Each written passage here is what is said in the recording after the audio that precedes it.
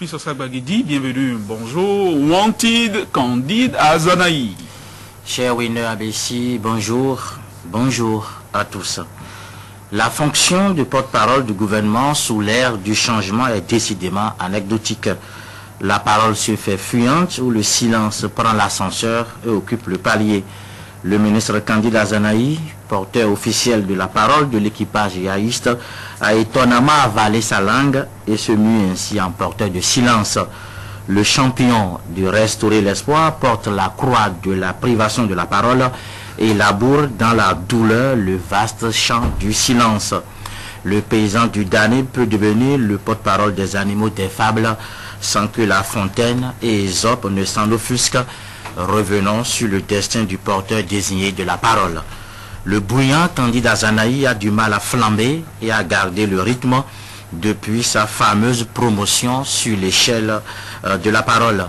Le successeur du porte-parole éclair, Gérard Kouassi, s'est ankylosé et se morfond devant la fonte de la fonction et fait le plongeon dans la rivière du néant.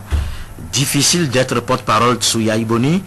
On attendait mieux du sémillant Azanaï, mais les fruits n'ont pas tenu la promesse des fleurs. Le yaïste Azanaï a cruellement tué le renaissant Azanaï et soumis ses cendres aux caprices du vent du changement. On connaissait l'autre Azanaï, celui qui dans un passé frais enflammait son discours en réplique aux envolées du très éloquent Gaston Zossou, l'historique porte-parole de Kérékou. Mais le silence a éteint la parole et relayé l'écho du cimetière. Même les muscles rabotés ont juste permis l'exhibition des veines sous le sevrage de la parole. L'homme volontaire dans le linceul et cède sa respiration au porteur taciturne. Azanaï a changé sous les perfusions du changement. La métamorphose a lieu sous l'extinction de la parole et l'exploitation du refuge du silence avec le gain de la tristesse pour le ministre de l'Industrie.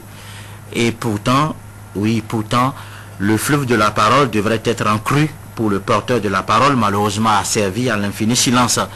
Azanaï a en effet de la matière, avec cette actualité politique enrichie aux épices électorales. Le flot de réquisitoire de l'Union fait la nation contre le pouvoir du changement depuis l'investiture du candidat Rungweji à valeur d'excitant pour le ministre de la parole. Mais le yaïsme traîne l'une de ses tares les plus endurcies, la parole diffuse dans le style de masse en proie aux digressions. Candide Azanaï est peut-être aussi victime des rivalités dans la prise de parole. Dans son rôle, il est probablement en but aux ambitions des parrains de l'agitation protégés du système. Azanaï a connu Candide de Voltaire et a une idée sur l'absurdité de l'optimisme et peut même démentir Pangloss dont la vision « tout est pour le mieux dans le meilleur des mondes possibles » contraste avec son destin. Pangloss doit s'enfuir en portant le gemme d'un malafreux contracté dans les bras de la chambrière Paquette. Pour Candide Azanaï, les illusions ont l'ampleur d'un désastre, mais on espère qu'il ne perdra pas comme Pangloss un œil dans la cure. Sous la charge du silence, le porteur de parole est accablé par un découragement perceptible, hérité d'une glissade majeure.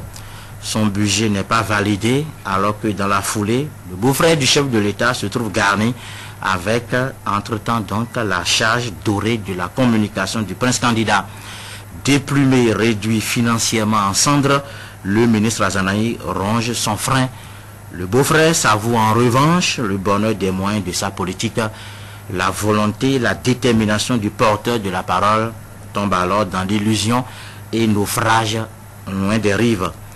La quête d'une bonne qualité des débats exige que le porteur de la parole reprenne du service et oppose au camp anti-Yahi les arguments mûris du gouvernement. Les cris des oiseaux et quelques croissements ne peuvent se transformer en rugissements. La pagaille dans la jungle yaïste ne fait plus sourire. En cette fin de mandat, beaucoup, il est vrai, continueront à glouglouter, mais la remise en selle du porte-parole peut assainir les envies éparpillées. Peut-être que le silence de Candide Azanaï cache l'immense déception d'un ministre transfuge de l'ARB, candidat malheureux aux législatives, maintenant obligé de faire une autre lecture de l'avenir politique de Boniaï. Avec Sensad, Daïvo et ICC Service notamment, il serait périlleux de jouer au porte-parole zélé Cela peut aussi expliquer l'abonnement au silence du ministre porte-parole. Il a pris un abonnement au silence, donc le ministre Candide Azanaï, Supiso Sabagidi, merci. Avant lui, il y avait Gérard Kwasi, qui était resté dans le rôle quelques jours seulement et qui était surpris de ce qui lui arrive, n'avait pas compris ce qui lui arrivait, donc s'était contenté de murmurer. Il a murmuré quelques jours et puis il est parti. Et puis il y a eu Candide Azanaï, et Candide Azanaï depuis, oui, il a donné sa langue au chat. On n'entend plus, André Dossa. Oui, pour avoir vu plusieurs autres porte-parole du gouvernement du changement avant candidat Zanaï à l'œuvre, pour avoir vu le traitement qui leur a été souvent fait, la manière dont ils ont porté cette parole-là, on ne pouvait pas attendre mieux de Candide. Même si l'homme, aux premières heures de cette promotion, en lui confiant le entre guillemets porte-parole là du gouvernement, il avait à l'époque affirmé, clamé haut et fort que en fait il a suffi juste que les opposants entendent son nom dans un gouvernement, ou bien qu'ils entendent que vraiment c'est lui qui devait porter désormais la parole pour avoir la trouille. Je pense que c'était des paroles qui ne pouvaient pas quand même émouvoir des gens qui ont vu d'autres avant lui. Vous savez, avant lui, il y a eu Alessandro Rotondi, il y a eu un certain Victor Topanou, il y a eu le très éphémère, comment il s'appelle, Gérard Kwasi. Vous êtes sûr que la liste est exhaustive? On n'en a pas usé davantage?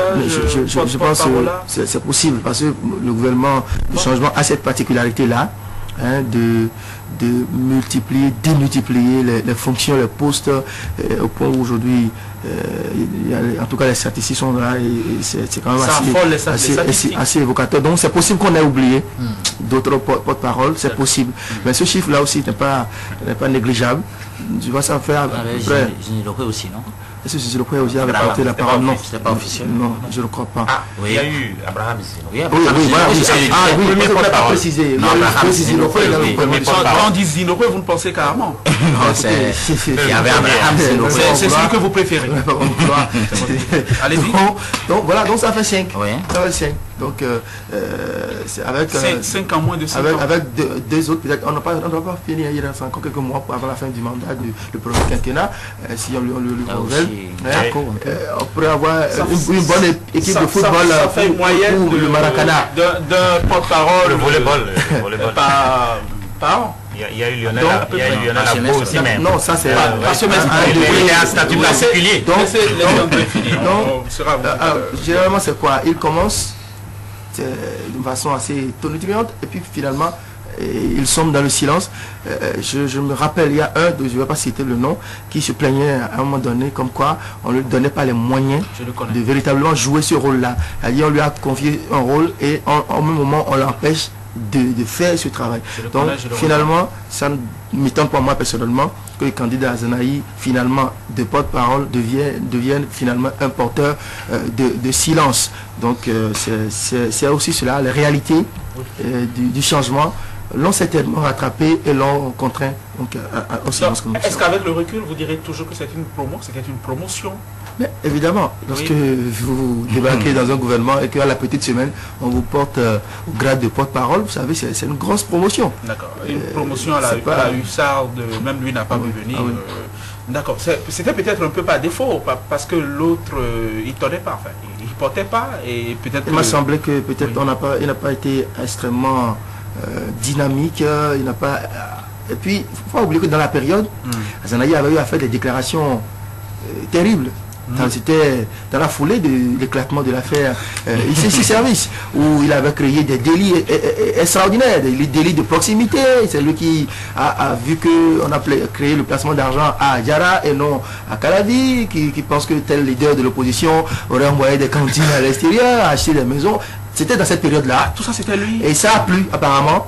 Ça a plu, cette manière de faire, d'accuser, de faire porter aux autres les erreurs que soi-même on a commises, a plu. Et on lui a donné la fonction de porte-parole. D'accord. François Messan, c'est quand même une grande déception. Au départ, Bolia, il me semble qu'il était sûr de son coup. Et je crois l'opinion publique se délétait d'avance des envolées de Candide Azanaï. Et puis tout ça a fait flop. On l'entend déjà plus. qu'est-ce qui arrive à Candide Azanaï? Non, je crois que vous avez raison de parler de déception parce que à simplement entendre le nom de Candide Azanaï comme étant le porte-parole d'un gouvernement, naturellement, on s'attend quand même à ce que sa rhétorique reprenne sérieusement du service et à ce qu'il nous donne des éclaircissements, des précisions et des détails sur certaines actualités, à ce qu'il rétorque et répond à certaines accusations de l'opposition. Mais malheureusement, Sulpice Oscar l'a dit rapidement dans sa chronique, il est difficile, extrêmement difficile d'être porte-parole sous le régime du changement. Je crois que l'un des rares à avoir véritablement réussi avec brio, je ne lui jette pas des fleurs cet exercice, ça doit être Victor Tompanou, parce qu'il a notamment réintégré dans nos habitudes les fameuses rencontres du ministre porte-parole du gouvernement avec la presse. Ça a duré le temps de tuer les roses. Voilà, mais il a quand même tenté quelque chose. Mais dans un régime où tout le monde veut porter la parole, est-ce que c'est facile d'être porte-parole? Parce qu'on a un ministre porte-parole, on a un porte-parole de la présidence, on a plein de conseillers qui s'érigent également en porte-parole, en défenseur, en avocat. À la fin, on se demande qui est-ce qui doit donner des explications aux populations par rapport à la position du gouvernement ou du chef de l'État sur certains événements. C'est compliqué. Regardez aussi, il y a des circonstances qui ne sont pas favorables à l'exercice de cette fonction. Lorsque vous démarrez votre mandat, entre griffes, par des déclarations qui finalement se retournent contre vous, ça devient difficile. Prenez le cas, le tristissime cas de Lionel Gbagbo, qui pour sa première sortie médiatique a été criblé de balles par la presse. Ben, il a compris tout de suite que c'était pas facile. Et il s'est rangé carrément. Qu'est-ce qu'il devient? Je crois qu'il est toujours là. À la présidence. Il doit être en train de bailler au corneille. Regardez Candide Azanaï. De se tourner les pouces. Voilà, pour ses premières sorties, il a cru qu'il faisait bien d'accuser n'importe comment. Mais à la fin, on s'est rendu compte que ça n'a pas eu l'effet escompté.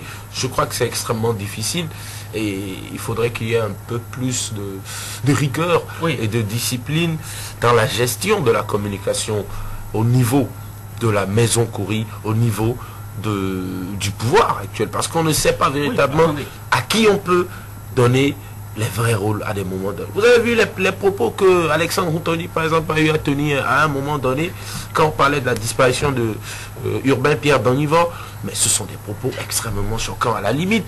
Et quand vous êtes emmené à défendre une position et qu'à la fin, vous salissez entre griffes votre camp, je crois que on ne peut plus vous faire confiance à 100% pour aller porter une parole. François, si vous permettez, juste compléter, le rôle, la fonction de ministre porte-parole du gouvernement n'est pas une fonction partisane, c'est pas le porte-parole de la famille Khoury, de la famille présidentielle. Mais aujourd'hui, tout se confond. Non, ça a quelque chose d'institutionnel, me semble-t-il important de dire, et un porte-parole ne se contente pas de lire les relevés de conseil des ministres non plus. C'est beaucoup plus compliqué que ça, et on en est là aujourd'hui. Mais avec vous, Léon Dossou, est-ce qu'on ne peut pas considérer que c'était le casting qui a été mauvais dès le départ, parce que il y en a qui sont encore traumatisés, ils sont traumatisés à ce jour par l'une des sorties de Candide Azanaï sur notre plateau ici.